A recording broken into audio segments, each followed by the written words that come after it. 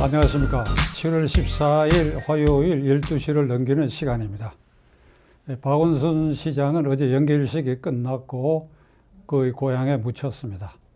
백선엽 장군에 대한 마지막 장례 절차가 진행되고 있는데 문재인 대통령이 문상할 가능성에 대해서 일말의 기대가 있었으나 아마도 그는 연결식장까지 참여하지 않을 것으로 보입니다. 우리 역사에서 6.25 전쟁을 통해서 오늘날의 대한민국의 자유민주적 기본 질서를 지켜낸 것입니다.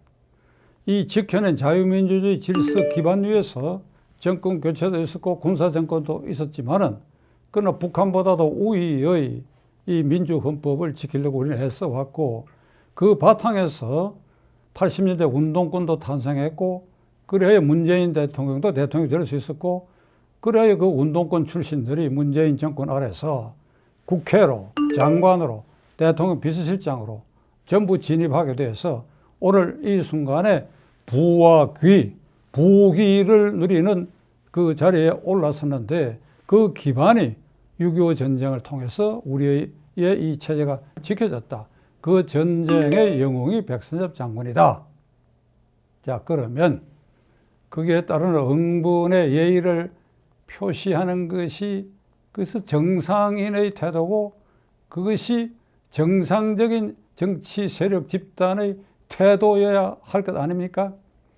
이해찬 대표가 박원순 시장 빈소에서 어떤 기자가 성추행 사건의 진상을 당 차원에서도 조사해야 되지 않느냐라는 질문에 대해서 노려보면서 XX 자식이라고 말한 것으로 알려져서 기자단에서 사과를 요구하는 성명가 발표됐습니다.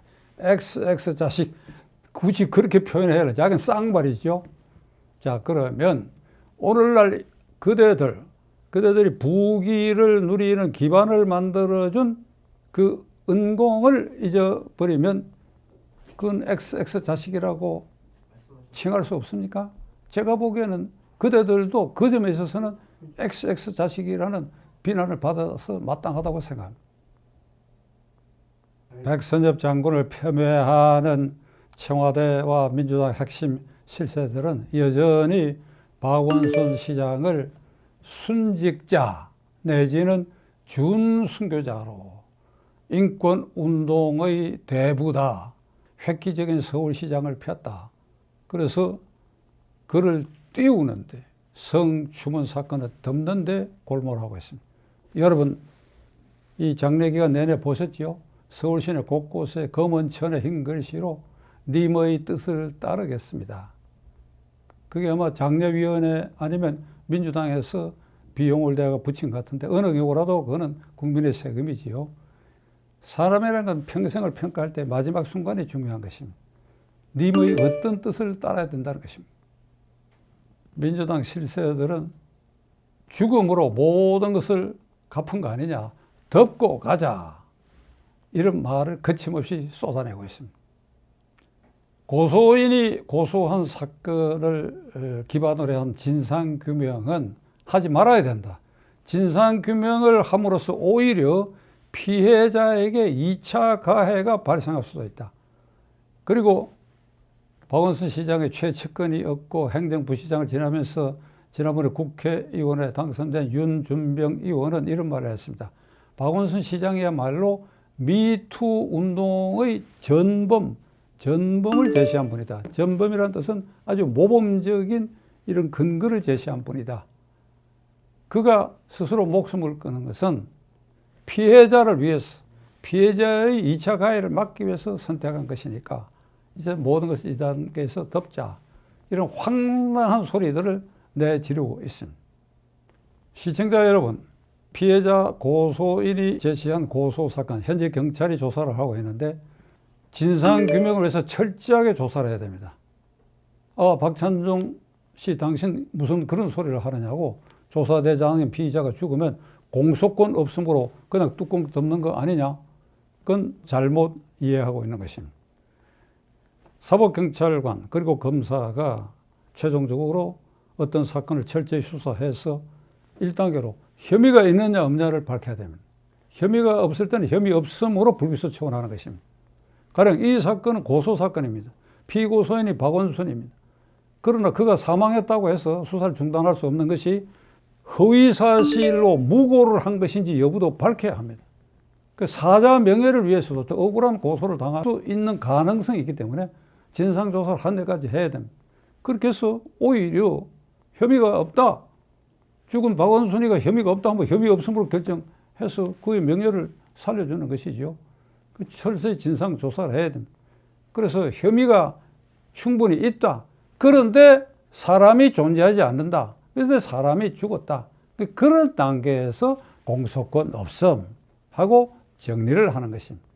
따라서 그 단계까지 가기 위해서는 철저한 진상 규명을 해야 됩니다.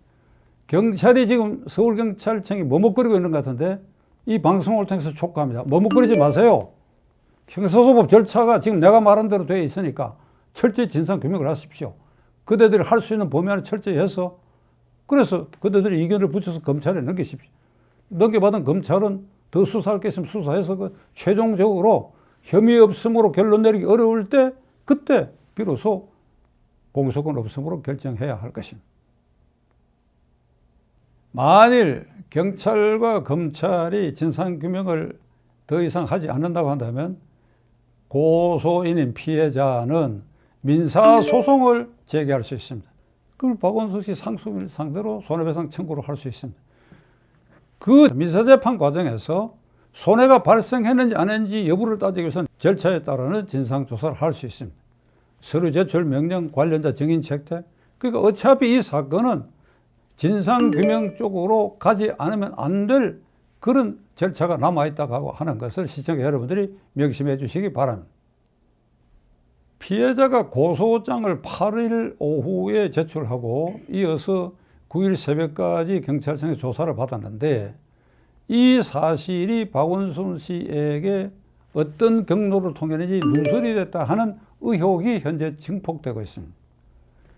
경찰청에서 고소장을 접수하고 열 몇 시간에 걸쳐서 고소인이 진술이 있었다. 그것을 알게 된 박원순 시장이 죽음을 결단했다고 보아집니다. 경찰청 얘기는 주요 사건은 청와대에 직보한다. 청와대 국정상황실에 직보한다. 그리고 우리는 기자들이나 누구에게도 이 사실을 알린 바가 없다. 이렇게 얘기를 하고 있습니다. 청와대는 우리도 누구에게 알린 사실이 없다. 그럼 귀신이 알렸나? 이 부분 의혹을 밝혀야 됩니다. 공적 조직에서 누설된 흔적이 있으니까 이건 범죄 행위지요. 공무상 비밀 누설죄에 해당되는 것이고 또 하나는 4년 동안 이 성추행이 이루어지는 과정에서 피해자인 고소인이 여러 차례 서울시 간부, 이름을 안 밝혔습니다만 간부들에게 이 사정을 직소를 했다는 것입니다. 그런데도 그 대단한 일 아니다. 시장이 그런 분이냐. 이런 식으로 막았었다는 것입니다. 이 부분 조사를 해야 됩니다. 이 공무원이 그런 식으로 피해자의 진정을 처리했다고 한다면 양성평등법에 의한 직무유기죄로 다스릴 수가 있는 것입니다. 이 부분도 추가로 조사를 해야 합니다. 더욱 놀라운 일은 지난 4년간 안희정 충남지사의 사건이 대서특필되고 구속되고 하는 이 과정에서 금년 들어 오거돈 시장의 성추문 사건이 조사를 받게 되는 이런 과정에서 박원순 시장이 피해자에 대한 성추문이 계속됐다. 이거 참 놀라운 일이고 그것이 만일 사실이라면 이런 방자한 행동을 하는 그의 그런 소신적 행동, 참 엉뚱한 소신인데 그 힘이 도대체 어디서 나오는 것입니까? 가히 사실이라면 인면수심이라고 할 수밖에 없는 일 아니겠습니까, 여러분? 문재인 대통령은 2018년 서지현 검사에 의해서 제기된 미투 운동이 시작될 때에 청와대에서 공개적으로 이런 발언을 했습니다. 정확하게 하기 위해서 제가 메모를 보겠습니다. 이제 골몰대로 골마 언젠가는 터져 나올 것이 드디어 터져 나왔다.